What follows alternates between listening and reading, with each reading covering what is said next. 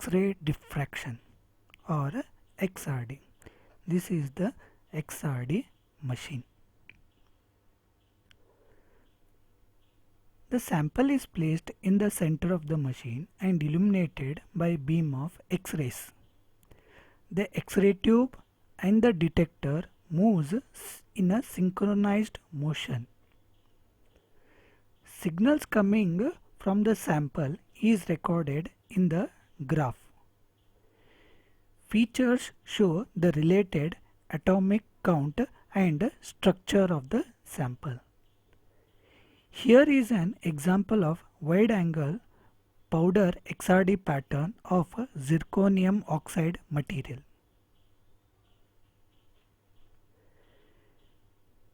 X-ray diffraction or XRD is a rapid analytical technique and used for investigation of crystalline material.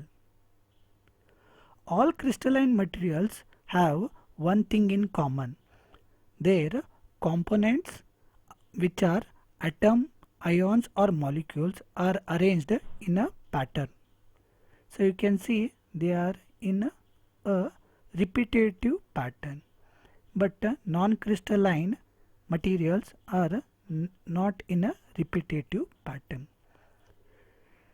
This is a necessary requirement for XRD, as diffraction will only occur if X-rays are scattered by periodic particles with a long range order.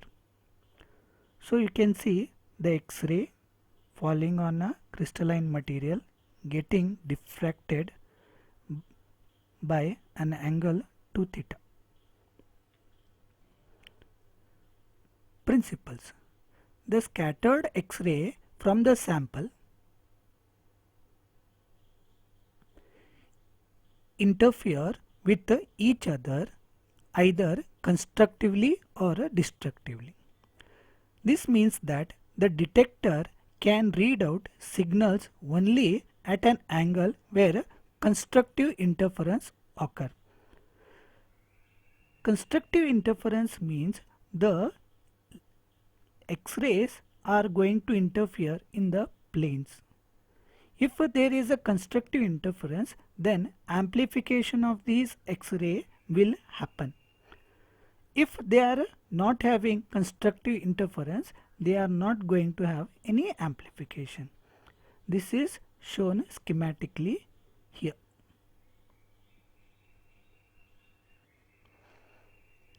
Further, the dots in the graph corresponds to the building block of the crystalline material.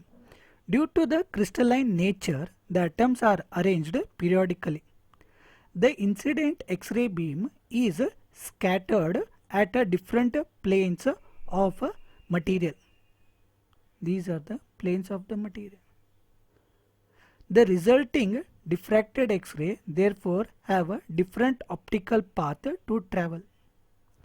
The magnitude of this path length depends on the distance between the crystalline planes and the incident angle. This is summarized by the famous Bragg's equation, which is given as n lambda equal to 2d sin theta, where theta is the angle between the incident ray and the plane, and lambda is the wavelength of the X-rays.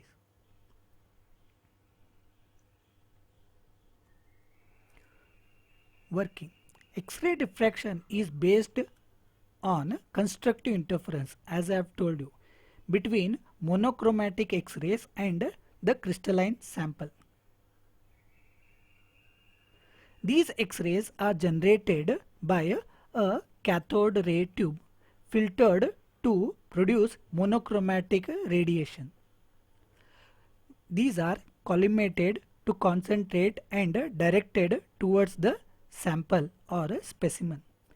The interaction of the incident ray with the sample produces a constructive interference when the condition of Bragg's law is satisfied.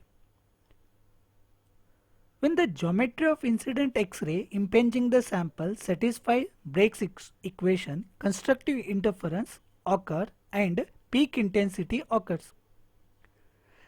The detector records and progresses the X-rays signals and converts the signal into count rate, which is then put to a device such as printer or computer monitor, which we have seen in the beginning slide. Application wise, it can be used to conduct qualitative and quantitative analysis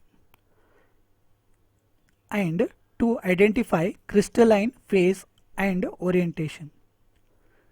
It can be used to determine structural properties such as strain, grain size, phase composition, order-disorder transformation and thermal expansion.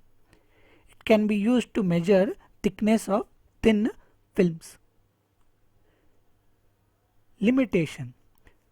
This requires tenth of a gram of a material which must be ground into a powder. For mixed materials, detection limit is approximately 2% of the sample. Peak overlay may occur and worsen for high angle reflections. This ends the session.